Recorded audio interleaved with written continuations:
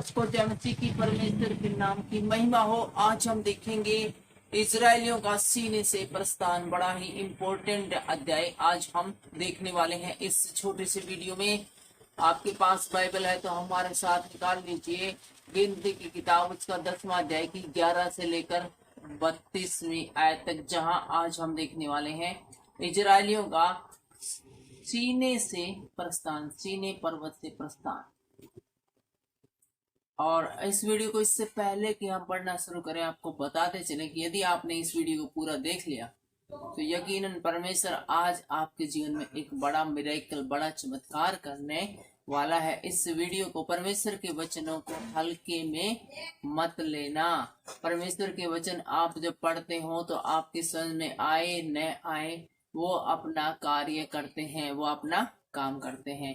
धीरे धीरे आप वचनों को सुनते रहते हैं, पढ़ते रहते हैं। शुरुआत में हो सकता है आपके समझ में ना आए, लेकिन जब आप बार बार पढ़ते हैं तब आपको वो पूरी बात एकदम से समझ में आ जाती है। परमेश्वर वचनों को आपके लिए खोल देता है, इसलिए ध्यान पूर्वक सारी चीजों को बंद करके इस वचन को ध्यान से सुनिए, और अब तक जो आपकी ब्लेसिंग रुकी हुई थी उनको आप खुलता हुआ इन वचनों को सुनते हुए महसूस करेंगे। यहाँ पर हम देखते हैं कि इजराइल का सीने से, जिस प्रकार इजराइल है वो सीने पर्वत के पास से प्रस्थान करते हैं, इसी प्रकार आपकी समस्याएं भी आपके पास से प्रस्थान कर जाएंगी और लौटकर नहीं आएंगी।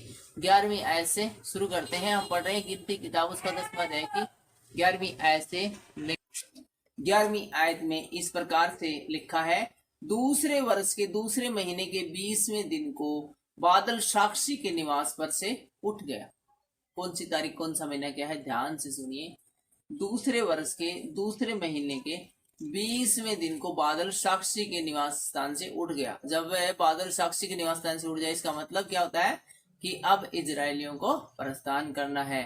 तब इजरायली सीने के जंगल से प्रस्थान करके निकले, और सीने के जंगल से इजरायली है वो निकल जाते हैं और बादल पारान नामक जंगल में ठहर गया। सीने के जंगल से निकले और वो चलते रहे, और जब पारान नामक जंगल आ गया तो वहां पर किसी स्थान पर जाकर बादल है वो ठहर गया। उनका प्रस्थान यहोवा की उस आज्ञा के अनुसार जो उसने मूसा को दी थी आरंभ हुआ। जैसे जैसी आज्ञा परमेश्वर ने मूसा को दी थी, उसी के नियमों को पालन करते हुए ये इजरायली मंडली है वो अपने सफर को लगातार जारी रखे हुए थी। और सबसे पहले यहूदियों की छावनी के झंडे का प्रस्थान हुआ, और सबसे पहले वहां से प्रस्थान करने वाले में कौन थी, यहूदियों की छावनी। और वे दल बांध कर चले, और उनका सेनापति अमीनादाब का पुत्र नहशोन था, और इजरायलियों के गोत्र का सेनापति सुआर का पुत्र नतनेल था, और जबूलूनियों के गोत्र का सेनापति हेलोन का पुत्र एलियाआब था। तब निवास उतारा गया, और गर्शनियों और मरारियों ने जो निवास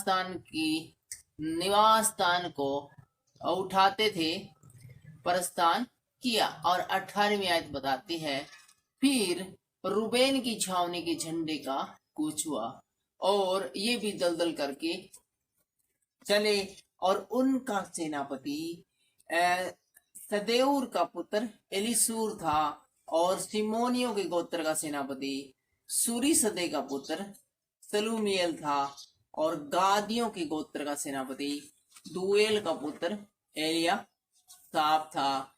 और तब कहातियों ने पवित्र वस्तुओं को उठाए हुए प्रस्थान किया, और उनके पहुंचने तक गर्शेनियों और मरारियों के निवास को खड़ा कर दिया। फिर एप्रोमियों की छावनी के झंडे का कूच हुआ।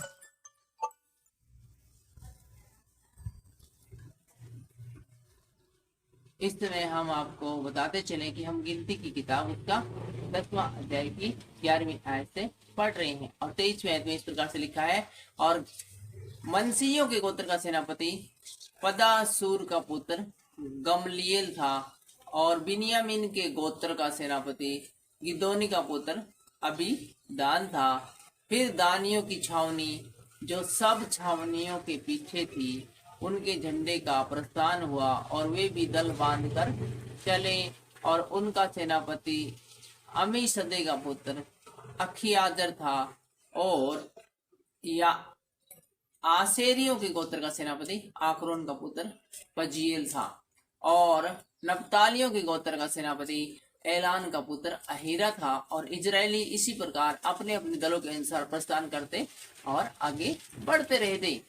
मूसा ने अपने ससुर रूएल मिधानी के पुत्र होआब से कहा, हम लोग उस स्थान की यात्रा करते हैं जिसके विषय में यहोवा ने कहा है कि मैं उसे तुमको दूंगा, इसलिए तू भी हमारे संग चल और हम तेरी भलाई करेंगे, क्योंकि यहोवा ने इस्राएल के विषय में भला ही कहा है।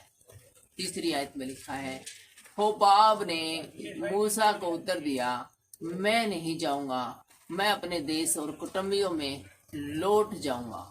फिर मूसा ने कहा, हमको न छोड़, क्योंकि हमें जंगल में कहाँ कहाँ डेरा खड़ा करना चाहिए वह तुझे ही मालूम है। तू हमारे लिए आँख का काम देना, और यदि तू हमारे संग चले तो निश्चय जो भलाई यहोवा हमसे करेगा उसी के अनुसार हम भी तुझसे वैसा ही करेंगे। तो यहाँ पर हम देखते हैं कि मूसा ने अपने ससुर रूएल मिधानी के पुत्र होआब से कहा था। तो यहाँ हम देखते हैं कि मूसा का जो ससुर था उसका जो पुत्र था, अर्थात सीधे शब्द में कहें तो मूसा ने अपने साले के कहा कि तू भी हमारे संग आगे चल, लेकिन वो बोला जी मैं आगे कौन जाता है, मैं तो अपने कुटुंब बरा बढ़ जाऊंगा, बस अपने जो भाईचारा था, जो मिलने जुलने आगे थे रिश्तेदारी में, इतने दिन ठीक है। लेकिन मूसा ने कहा नहीं भाई, कुछ बातें हैं वो तू ही जानता है, तो तू हमारे लिए उस आंख का काम कर, जिस प्रकार से परमेश्वर हमारे साथ भलाई करेगा उसी प्रकार हम भी तुझसे भलाई करते रहेंगे। और फिलहाल इतना ही लिखा है, आगे की जो घटना है वो हम अगले वीडियो में देखेंगे। तो आज आपने यदि पूरा वीडियो देखा है, परमेश्वर आपको बड़ी आशीष दे, बड़ी बरकत दे। सब कुछ